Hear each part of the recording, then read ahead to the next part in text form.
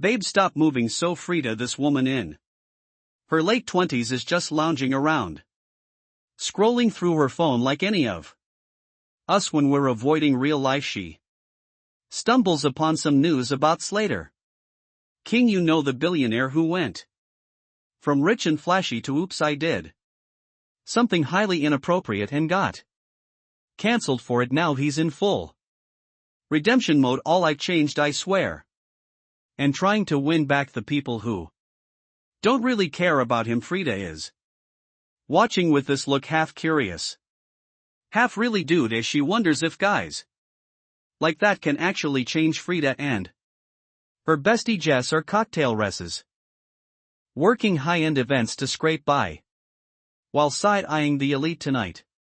They're serving a G of thrown by, yep, you guessed, Slater King himself. The place is super fancy, dripping in money and designer outfits as they're serving drinks. Jess nudges Frida, showing off two dresses she smuggled in her plan. They're going to ditch the serving gear and crash the party as guests. Frida, obviously down for chaos, goes along with it. They sneak off Chang into the fancy dresses, and suddenly they're no longer waitresses, they're mingling with the posh folks and then blasts Frida. Perfect way to go unnoticed, right as she's still processing the embarrassment. Slater King swoops in like he's auditioning for Charming Billionaire, the movie. He helps her up and get this, breaks off her other heel like it's some Cinderella twist. So now she's balanced again, but with two stumpy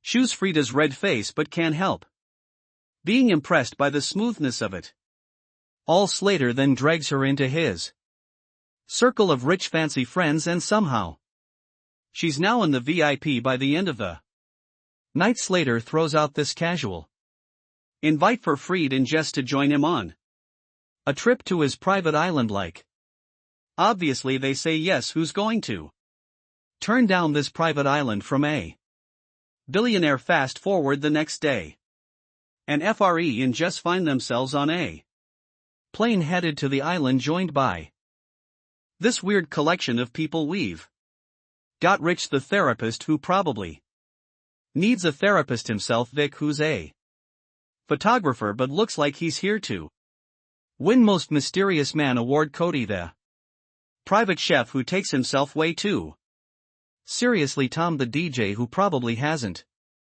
slept since the nines, Lucas, a recent grad who just looks confused, Sarah, Coach, reality TV star girlfriend in Cam, and Heather, two party girls who seem like they only know one volume. Loud they land and are greeted by Stacy, Slater's assistant, who's got the warmth of a refrigerator. First thing she does, confiscates everyone's phones like they're on a middle school field trip. Privacy and disconnecting, she says. Sure. Stacy. Freddie gets shown to her luxurious room, which is more like a small palace.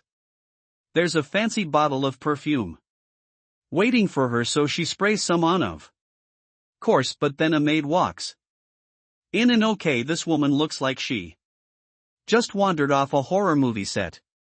She's all distant, doesn't make eye contact, and just mutters "Red Rabbit" before bouncing out of the room. Fred's like what, but decides to file it under "not my problem" and keeps going with her day. I mean, island vibes, right? Everything's amazing at first. Sun drinks, poolside relaxation, the works. Slater takes Free on a private walk around the island, and it's all postcard perfect. He talks about how hard it is to maintain the property, like she's supposed to feel bad for him or something. He also flash forward to the next morning, and Frida wakes up in her bed feeling like her brain's been put through a blender. She notices that a red stain she had on her dress last night is now gone. She's confused, wondering if someone played magical laundry fairy on her while she was out cold, but she's got zero memory of that happening. The weirdness only gets weirder as the day rolls by. Free starts getting these strange flashes of Memory like tiny clips from a bad dream. That don't fit anywhere. Then there's the dirt under fingernails, even though she doesn't remember a fun romp in the garden. Things are starting to feel less luxury island getaway and more mystery horror show. At one point she tries to return Slater's vape pen and he reintroduces her to Rich, who she clearly remembers meeting at the gala. Fred's like, is it just me or is just getting really sketchy? Meanwhile, Jess isn't exactly doing fine at Dandy either. She catches the maid, the one who gave Frida that red rabbit cryptic nonsense, handling some snakes like it's a totally normal island pastime. Something about the maid just screams not right, and J.E. starts feeling like this whole place has some messed up secrets. Then things take a big turn. One night Jess suddenly screams in pain. Something Jess confides in Frida, later telling her she feels like something is really off. Then she starts getting nose beds out of nowhere, which in Frida's book is definitely a red flag. Next day Frida's on the hunt for Slater but runs into the maid instead. This time the maid's offering her a drink, snake venom liquor, because nothing says refreshing like venom. Frida, thinking why not add to the chaos, drinks it. It tastes like pure regret, but she doubts it anyway. After that, things get even weirder. She spots Sarah with a bruise that looks pretty suspicious, and the worst part, Jess is suddenly missing. To top it off, Camille and Heather are all Jess. Who's that? While using Jess's lighter like it's always then there's Fred is freaking out and sprints back to her room, where she finds a knife hidden behind the mirror. As she's staring at it, she has this flashback just telling her to hide it. Now she's sure something absolutely terrible is going down on this island. Frida's desperate for some real answers. She decides to trust Sarah, who's also then sensed that things were seriously wrong. The two of them sneak into a room where Frida once saw those red gift bags.